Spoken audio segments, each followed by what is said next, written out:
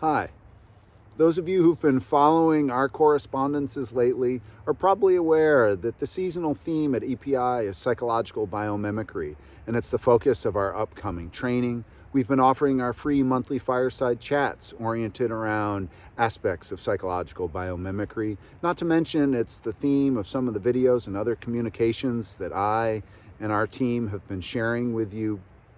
And most of this, however, has been around some of the core teachings and principles of the natural world and how we can psychologically mimic and adopt these into the various aspects of our lives, how we think and act, feel, and relate. And this is really valuable. And yet there's something about insights and ideas that, though powerful, also have their limits. And that's because unless they become integrated and embodied, they don't fully help us actualize the full potential and power of psychological biomimicry. And that's why we really need practices. It's a really important emphasis of all our curriculum and programming at API because practices help us to slow down. They help us to integrate and embody whatever it is that we want to be working on so that it's fully a part of our experience, really seamlessly and naturally incorporated.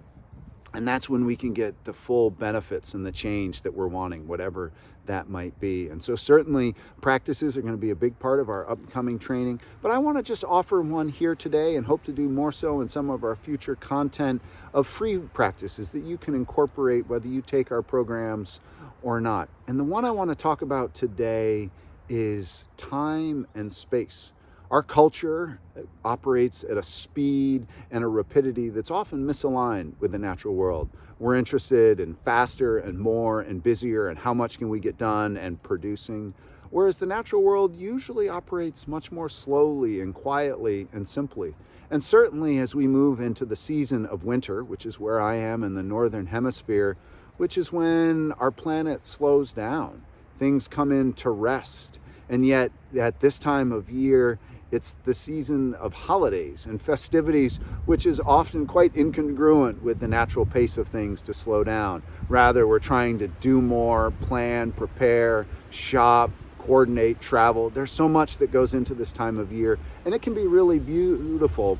But it also means that we're usually going at a rapidity that's not necessarily aligned with the rhythm and paces of our planet. And so that's why I think it's especially important that we find ways to slow down, to find greater spaciousness and time. And so the practice I want to offer today is the pause. And a pause can be incredibly brief. The space between an inhale and exhale, or vice versa. A pause can be what we do after we've completed one of the actions on our list before rushing to the next thing.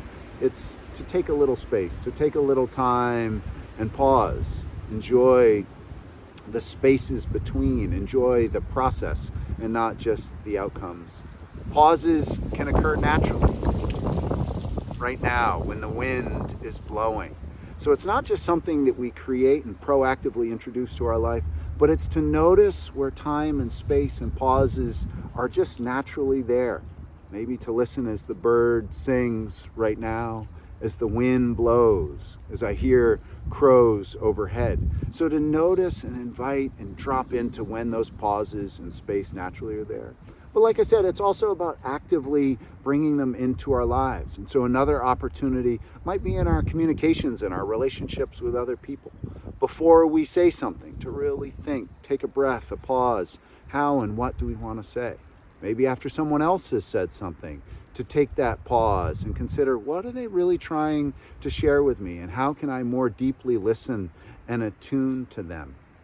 Because when we do drop into time and space, when we embrace the pauses, not only are we more present and focused, we're better able to connect, but then we also find joy. We find love. We are grateful and content.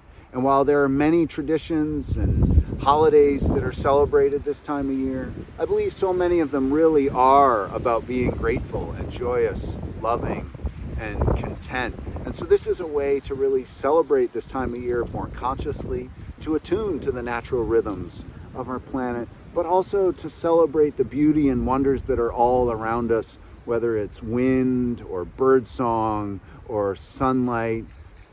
the visitation of my puppy nearby, to enjoy these natural gifts that are already here all around us that just invite us to pay attention, to slow down enough to pause and enjoy them. This is another example of Nature Knows the Way. So wherever you are, may you find time and space. May you enjoy the gifts of a pause and to be well.